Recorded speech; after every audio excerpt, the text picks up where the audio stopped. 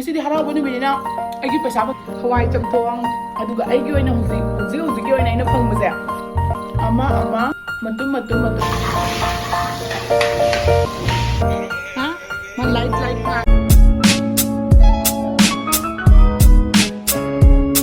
Hello miyam ngasi may tegi New Year ni aduduna ngasi nga pazana thonge aduga kango ma ngawdore ni na tawni bako aduga sige na nga machi su ngawdore adi nga khaba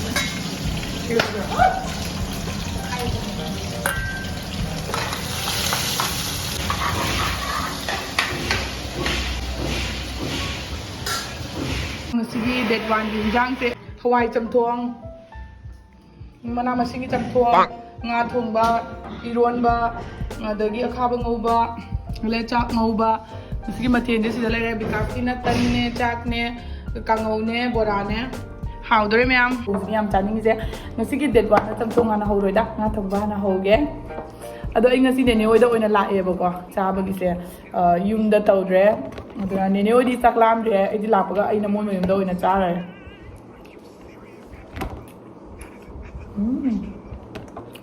Koma masa ta kaina se ha man light ngan bisi kan kari phone na paining je Mayam imamai soji ke sumke di mamai ta thoga lai ni aduga mayam na comment da chiche nang ke da vida makeup tawraga ke baga ke da yam thine ke nei ke da bra yam thi abado yam thiyo masak se puraga lakchara bani aduga kai gina da mayam ki skin phana bagi da maktani bako aina athiba masak se puraga lai se adu mayam hoju se mamai ta balo betangari adu su si sinai hoju ta mamai ta thoraga lai ni bako mamai ta thokolo betangari ke su makeup tawdri aduga hoju aina taidori se sina si sini bako Ingo, ini segi sunscreen saya diam sini. Ada sih Cureskin ini bako. Ada ingo, alang buka kai tu dah. Ayo di pisum pinansi ani aina mamang de so adum sizina na laba aigi khwai de gi amna nungsi jaba aina makeup to khuding ma ki loina ba aina kin sigi kitsine bako ase purana oiman ki dana segai ungna se ai kyam ti gi use to yab dan ti ge na puto ko pusinga ma cha thoina segai ni si se sigi Cureskin gi se ni bako aina sizina je sigi gi mamang se hana de gi na fuzika yam khena ba do ure aduga myam so ina duman jina haina saubinu kai gumba yeng double raga di adum khara kathat piyo bako adu doctor amaga khoina taraga hidak lobo dumaina same hoidoni uni yeng biri viewers की दमकतनी बको है हारी से खंगदब लेरगदी ममाइदा मुशिन मुसनबा अखोगी ममाइगी दाखफम लेबा ममाइदा माहिंग कारकबा दाकोक्तबा अकुत अतोंग नाइबा अदुगुम्बा problem पुनमक solve तो बंगमी Cureskin सिना सिताना ने पिसलक्तोय नते नंगी ममाइदो analyse तोरबा मतुंगदा Moina पिरक्तोयनी हिदाक से डॉक्टर मसामंगना येंगागा 20 days लेरगसु चेकअप लाकनी अदुगा मोइगी डाइट चार्ट सु थमी अदुसु नंगा फॉलो तोरगदी नंग नसादु याम कानाबा ओइरकनी नरगा कानाबा खंगक्त्रगदी मतंगी चेकअप लाकपा मतंदा नंग डॉक्टर दा अदुम हाबे आइ 20 days लेरगा नंगा फोन तोरकनी बको गसे ऑर्डर तोबिरो आइगी कपन को थमजरमगे नने यूज तोबा तारगदी 200 rupees ऑफ फंगनी सिसे यामना अफोर्डेबल सु ओइबनी अदुदना म्याम यांगना चलगा चेकआउट को सनबिरो यर नुमिनी हाय तारे बको ngasi numitsiga tawba pot namak to chahi chupasiba oi hai auduna mathen makoi tawna nene oida phajana hauna chatare adu loraga khoi nene gi machani pahan khoi bi lai aduga moi ma ka ngak phamina khomina leire aduga bisal de chalure adu loraga huji khale aduga igi blog se phajana nambang amdre macha pamaga chatpaina macha se hona ba matam da camera gi paina bai handle do pu hodraba dei mark su back se pu hodraba na ai dugi video da nambang amodre aina siga hoba sing me am de uchara ki ngo sida bora ma hore amle da hore क्रेम से हौरे ma'am की videos दी important होना ma'am पुनमना चट मफम चलूब मफम थेनरप मी पुनमना हंगेबको नंग यूट्यूब तक सैलरी क्या चारगे नंग पैसा क्या फंगे नंग कई तौरे कमाय कमाय तौनो यूट्यूब से कईनो कमाय पैसा फंगीनो है मैम हंगे हजू पैसा लुपा क्या चारे हजू क्या फंगीनो मैम शेयर तौजरगे कोई मचा थे या Hello mayam ngahak advertise tawre aduna nang music sida sanara kangla buzi ado ina packet ani ka ti losha la thamu bani bako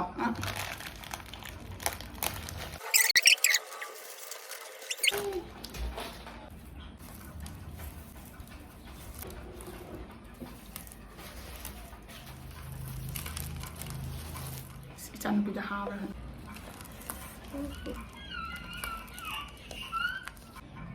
sao bên nè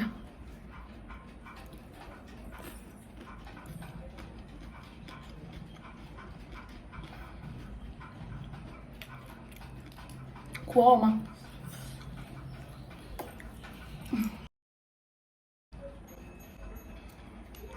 ꯑꯗꯣ ꯃꯌꯥꯝ ꯆꯥꯅ ꯋꯥꯔꯤꯗꯣ ꯑꯗꯨꯝ ꯍꯥꯏꯔꯛꯀꯦ ꯌꯨꯇ꯭ꯌꯨꯕꯇꯒꯤ ꯄꯩꯁꯥ ꯂꯥꯛꯄꯁꯤꯗꯤ ꯊꯥ ꯑꯃꯒ ꯃꯥꯟꯅꯗꯦꯅꯀꯣ ꯊꯥ ꯑꯃꯗꯅ ꯌꯥꯝꯅ ꯐꯪꯕ ꯌꯥꯎꯋꯦ ꯊꯥ ꯑꯃꯗꯅ ꯑꯃꯠꯇ ꯐꯪꯗꯕꯁꯨ ꯌꯥꯎꯋꯦꯕꯀꯣ ꯑꯗꯨ ꯑꯗꯨꯝ ꯌꯨꯇ꯭ꯌꯨꯕꯔ ꯀꯥꯡꯕꯨꯉꯩꯗꯤ ꯑꯗꯨꯝꯁꯨ ꯈꯪꯉꯝꯒꯅꯤ ꯑꯗꯨꯒ ꯑꯩꯒꯤ ꯑꯣꯏꯅ ꯍꯧꯖꯤꯛꯀꯤ ꯑꯣꯏꯅ ꯑꯩꯅ ꯐꯪꯕꯁꯦ ꯅꯀꯣ ꯈꯔ ꯆꯥꯔꯒ ꯍꯥꯏꯔꯛꯀꯦ ꯃꯃꯥ ꯅꯣ ꯂꯥꯡꯒꯅꯨ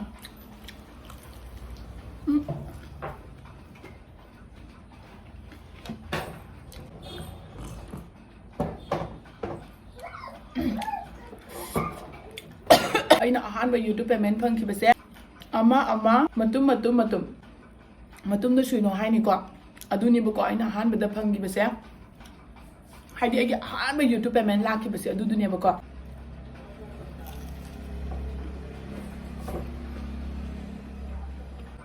ꯑꯗꯨ ꯄꯦꯃꯦꯟꯗꯣ ꯆꯪꯉꯦ ꯑꯗꯨꯏ ꯃꯇꯨꯡꯗꯒꯤ ꯑꯩ ꯊꯥ ꯑꯅꯤꯃꯨꯛ ꯆꯪꯉꯛꯇ꯭ꯔꯦꯕꯀꯣ ꯑꯗꯨꯅ ꯚꯤꯗꯤꯑꯣꯗ ꯇꯣꯏꯅ ꯊꯥꯡꯒꯠꯄꯁꯨ ꯉꯝꯗꯕ ꯑꯗꯨꯒꯤꯁꯨ ꯃꯊꯛꯇ ꯑꯩꯗꯤ ꯚ꯭ꯌꯨꯁꯇꯣ ꯌꯥꯝꯅ ꯂꯥꯛꯇꯕꯅꯤꯅ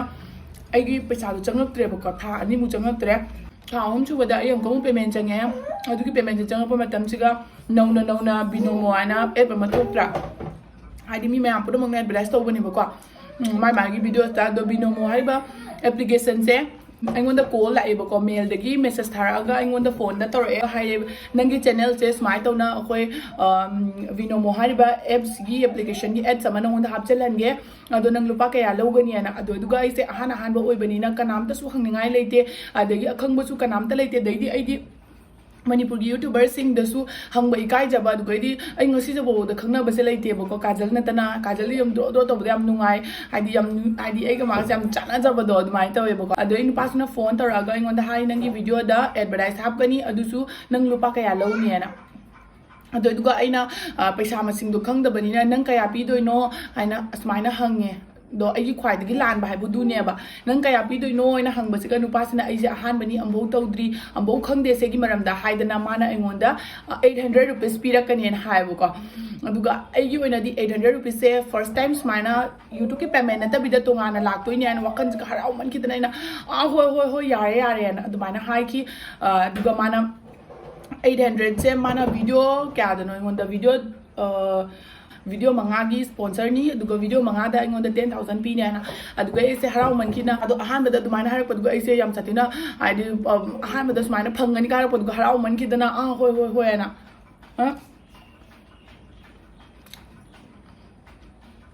ꯑꯗꯨꯒ ꯑꯩꯅ ꯆꯥꯊꯣꯛꯄ ꯂꯣꯏꯔꯒ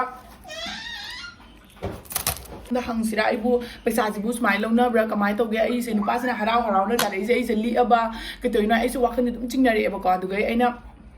Instagramꯗ ꯁꯨꯖꯥꯇꯥ ꯑꯩꯒꯤ ꯍꯁꯕꯦꯟꯒꯤ ꯃꯥꯒꯤ ꯐ꯭ꯔꯦꯟꯁꯤꯡꯅꯤ ꯃꯉꯣꯟꯗ ꯑꯩꯅ ꯍꯪꯉꯦꯕꯀꯣ Instagramꯗ ꯃꯥꯗꯤ ꯑꯦꯗꯚꯔꯇꯥꯏꯁ ꯃꯌꯥꯝ ꯇꯧꯕꯅꯤꯅ ꯑꯩꯅ ꯃꯉꯣꯟꯗ ꯍꯪꯉꯦꯕꯀꯣ ꯑꯗꯣ ꯃꯣꯏꯗꯤ ꯄꯩꯁꯥꯗꯣ ꯑꯗꯨꯝ 5K 6K ꯑꯗꯨꯃꯥꯏꯅ ꯂꯧꯋꯦꯅ ꯍꯥꯏꯕꯗꯨꯒ ꯑꯗꯨꯃꯛꯄꯨ ꯃꯥꯅ YouTube ꯇꯧꯗꯦ Instagram ꯇꯧꯕꯅꯤ나 ꯃꯥ ꯈꯥꯏꯕ ꯉꯝꯗꯦꯅ ꯑꯗꯨꯃꯥꯏꯅ ꯍꯥꯏꯔꯛꯏꯕ ꯑꯗꯨꯒꯤ ꯃꯇꯨꯡꯗ ꯑꯩꯅ ꯕꯣꯔꯤꯡ ꯕꯣꯏꯗ ꯍꯪꯉꯦꯕꯀꯣ ꯍꯪꯕꯗꯒꯤ ꯑꯗꯨꯒ ꯌꯥꯝ ꯅꯨꯡꯁꯤꯀꯣ ꯑꯗꯨ ꯑꯉꯥꯡꯗꯨꯁꯨ ꯃꯥꯅ ꯑꯩꯅ ꯃꯦꯁꯦꯖ ꯇꯧꯕꯒ ꯑꯧ ꯆꯤꯆꯦ ꯍꯥꯏꯅ ꯈꯨꯝꯃꯛꯑꯦꯕ ꯌꯥꯝ ꯅꯨꯡꯁꯤ ꯑꯗꯨꯒ ꯑꯩꯅ ꯁꯨꯃꯥꯏꯅ ꯇꯧꯅ ꯑꯩ ꯁ꯭ꯄꯣꯟꯁꯔ ꯑꯃ ꯐꯪꯉꯤ ꯑꯗꯣ 800 ꯔꯨꯄꯤꯁ ꯍꯥꯏꯌꯦꯅ ꯃꯥꯅ ꯆꯤꯆꯦ ꯑꯗꯨꯗꯤ 2,000 3,000 ꯂꯧꯅꯕ ꯃꯐꯝꯗꯨꯒ ꯅꯪꯉꯣꯟꯗ 800 ꯍꯥꯏꯗꯣ ꯅꯪ ꯄꯪꯉꯥꯏꯅ ꯇꯧꯏꯅꯤ ꯅꯪ ꯀꯔꯤꯒꯤꯅꯣ ꯌꯥꯔꯣꯏꯗꯣ ꯅꯪ ꯂꯣꯁ ꯑꯣꯏꯔꯦ ꯅꯪ ꯃꯇꯨꯡꯗꯒꯤꯗꯤ 800ꯇ ꯌꯥꯅꯨꯀꯣ ꯍꯥꯏꯅ ꯑꯗꯨꯃꯥꯏꯅ ꯃꯥꯅ ꯍꯥꯏꯔꯛꯈꯤꯕ ꯑꯗꯨꯒꯤ ꯃꯇꯨꯡꯗꯒꯤꯗꯤ ꯑꯩꯅ ꯅꯨꯄꯥꯁꯤꯒ ꯑꯩ ꯍꯥꯏꯔꯦꯕꯀꯣ ꯑꯩ ꯁꯨꯃꯥꯏꯅ ꯇꯧꯅ ꯑꯩ 800ꯇꯤ ꯂꯧꯕ ꯉꯝꯃꯔꯣꯏꯅ ꯍꯥꯏꯕ ꯑꯍꯥꯟꯕꯅꯤ ꯅꯦꯛꯁ ꯇꯥꯏꯝꯗ ꯑꯩ ꯅꯉꯣꯟꯗ ꯁꯣꯏꯗꯅꯃꯛꯀꯤ ꯌꯥꯝꯅ ꯄꯤꯅꯤ ꯉꯁꯤꯒꯤꯁꯤꯗꯤ ꯗꯤꯜꯁꯦ ꯇꯧꯅꯈ꯭ꯔꯕꯅꯤꯅ ꯑꯗꯨꯝ ꯌꯥꯅꯔꯁꯤ ꯍꯥꯏꯅ ꯑꯗꯨꯃꯥꯏꯅ ꯇꯧꯅ ꯑꯩ ꯃꯥꯒꯤ ꯚꯤꯗꯤꯑꯣꯁꯦ ꯑꯗꯨꯃꯥꯏꯅ ꯇꯧꯈꯤꯕꯀꯣ ꯅꯝꯈꯤ 800 ꯔꯨꯄꯤꯁ ꯑꯩꯒꯤ ꯑꯍꯥꯟꯕ ꯚꯤꯗꯤꯑꯣꯗ ꯑꯦड्स ꯂꯥꯛꯄꯗ ꯐꯪꯉꯤꯁꯦ 800 ꯔꯨꯄꯤꯁꯅꯤꯕꯀꯣ ꯑꯩꯈꯣꯏ ꯆꯥꯈꯤꯒꯦ ꯉꯁꯤꯗꯤ ꯍꯔꯥꯎꯕ ꯅꯨꯃꯤꯠꯅꯤꯅ ꯑꯩꯒꯤ ꯄꯩꯁꯥ ꯐꯪꯈꯤꯕꯒꯤ ꯋꯥꯔꯤꯁꯦ ꯂꯤꯔꯛꯏꯅꯦꯕꯀꯣ ꯅꯣꯏꯗ ꯅꯣꯏꯁꯨ ꯑꯗꯨꯝ ꯇꯥꯔꯒ ꯁꯤꯡꯅꯕꯒꯤ ꯍꯥꯏꯗꯤ ꯇꯥꯔꯒ ꯈꯪꯉꯒꯅꯤꯅꯀꯣ ꯁꯤꯡꯉꯛꯇꯣꯏꯁꯦ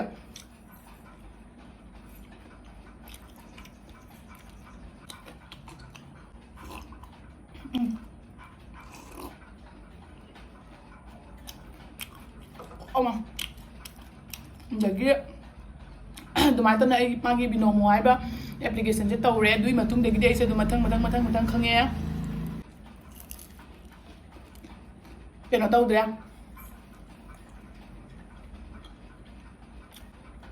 integrated हारगना वीडियो की मरकता अतेन पार्ट यावबदो अदुदा integrated कवे अदुगा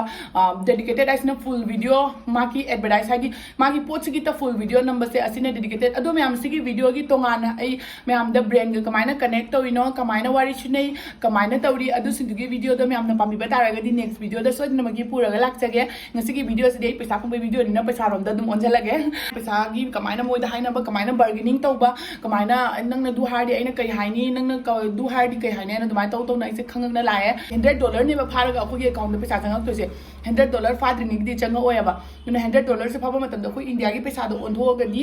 7,000 क्या नो दुमाइना खरा हेन बने था अमदा $200 करिंगबा फंगबा तारगदी 14,000 नि 7 अनि ना पुल्लगा आइदुम 15,000 की अंदर द दुमाइना लेरनी द कगमा नंगना $300 था अमदा कमाइबा तारगदी हादि था दुगी मतुंगी ना आइदि नंगना कमाइ आइदि नंगना तांजबदुगी मतुंगी ना नेबको पैसा चंगक तोसे अदु म लेरेदना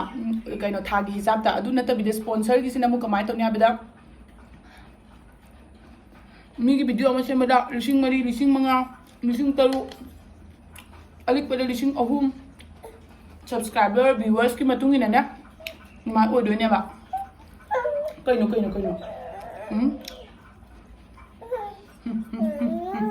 YouTube अमा तौरगा पैसा तान बाबसे अलाइब थबकति नते को मैम नदी दुम लारंगद्राय न खले मसिंग पासन बदबुदी यामी यामगा सुखवा मरक मचित फंगबनिना कोइना पैसा जे अखोजे स्वाम चाइ स्वाम फंगी हाबदो ngमदेबा लेतेबा दुदो सागी था अकाउंट दा लिसिंग अमा मचित चंगबना जोमा ओइ लिसिंग कुथा दुमाइना चंगक तबनिना हाइदि थागी इनकम नते कोइ राइसे एडवर्टाइज एड्स तौबगी पैसा नि हाइजे आदि एडवर्टाइज तौरगा फंगबो पैसा दो एडवर्टाइज हम तौरगा मचित चंगक पनिना दुगी मचित तुना पुंजल लगनी बा यामक तोइसे तुंजन बहिबा मिगी दि पैसा पाइ दोइनी तुंजन बहि तब मिगी दि पैसा पाइ रोइ दोइनी बा अदो अइगी ओइना दि अइ हौजे अखोइ हस्बैंड थबक दि तवे तौरगसु अइ मांगोंदगी हौजे अइना जुमदे लेबगी चाबगी युमगी खरोस अदे अते मपानी ओ तुमनिने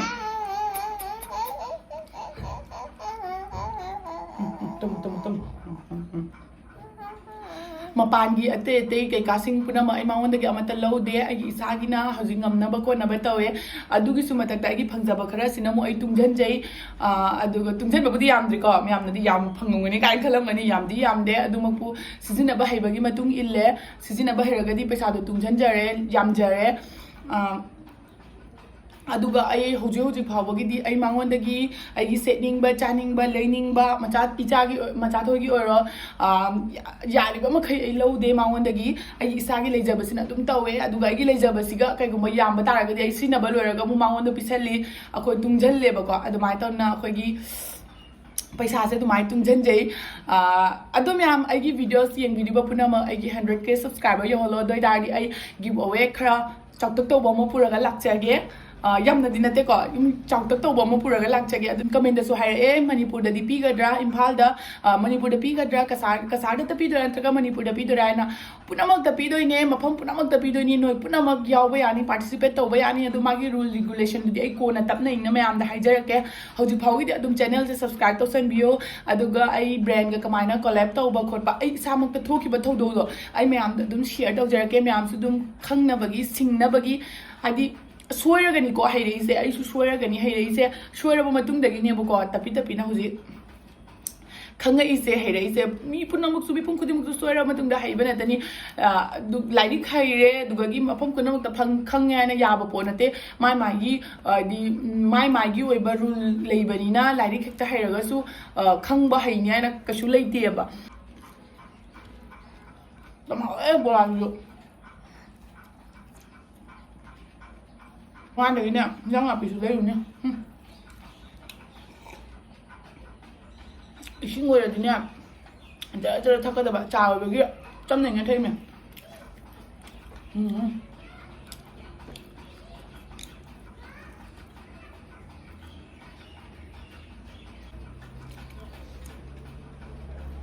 इसान पिसे अयु नुजिन ओनरी मैम अदो मैम ना चिक कमाय तोरगा फै हाबिदो कमेंट अमतंग हाबिरमुबो नुंदांग अमबो तुमोय नुंदिन जिना तिंगा तुना तुमदेबा उरबसे ngasai tumningdana maingondani ngai tawinaba ꯑꯗꯨ ꯃꯌꯥꯝ ꯑꯩꯒꯤ ꯚꯤꯗꯤꯑꯣꯁꯤ ꯌꯦꯡꯕꯤꯔꯤꯕ ꯄꯨꯝꯅꯃꯛꯄꯨ ꯂꯥꯏꯛ ꯃꯆꯥ ꯑꯃꯇꯪ ꯇꯧꯕꯤꯔꯝꯃꯣ ꯁꯕꯁꯀ꯭ꯔꯥꯏꯕ ꯇꯧꯕꯤꯔꯝꯃꯣ ꯁꯤꯌꯔ ꯇꯧꯕꯤꯔꯝꯃꯣ ꯅꯨꯡꯁꯤꯕꯤꯔꯒꯗꯤ ꯑꯗꯨꯒ ꯅꯦꯛꯁ ꯚꯤꯗꯤꯑꯣꯗ ꯅꯨꯡꯉꯥꯏꯕ ꯄꯨꯔꯛꯅꯕ ꯍꯣꯠꯅꯖꯒꯦ ꯑꯗꯨꯒꯀꯣ ꯃꯌꯥꯝꯅ ꯕ꯭ꯔꯦꯟ ꯀꯣꯂꯥꯕꯣꯔꯦꯁꯟ ꯂꯥꯛꯄꯁꯦ ꯀꯃꯥꯏꯅ ꯇꯧꯋꯤꯅꯣ ꯆꯤꯆꯦꯒꯤ ꯑꯍꯥꯟꯕꯗ ꯀꯃꯥꯏꯅ ꯂꯥꯛꯈ꯭ꯔꯤꯅꯣ ꯑꯗꯣ ꯀꯔꯤ ꯇꯧꯕ ꯃꯊꯧ ꯇꯥꯏ ꯂꯥꯛꯅꯕꯒꯤꯗꯃꯛꯇ ꯑꯗꯨꯁꯤꯡꯗꯣ ꯈꯪꯅꯤꯡꯕ ꯂꯩꯔꯒꯗꯤ ꯀꯃꯦꯟꯗ ꯍꯥꯏꯕꯤꯔꯝꯃꯣ ꯑꯩ ꯅꯦꯛꯁ ꯚꯤꯗꯤꯑꯣꯗ ꯄꯨꯔꯛꯀꯦ ꯈꯪꯅꯤꯡꯗꯕ ꯑꯣꯏꯔꯒꯗꯤ ꯀꯃꯦꯟꯗ ꯑꯗꯨꯝ ꯍꯥꯏꯕꯤꯔꯝꯃꯣ ꯁꯤꯒꯤ ꯚꯤꯗꯤꯑꯣꯁꯤ ꯁ꯭ꯋꯥꯏꯁꯤꯒ ꯂꯣꯏꯁꯤꯟꯖꯔꯒꯦ ꯃꯌꯥꯝ ꯕꯥꯏ ꯕꯥꯏ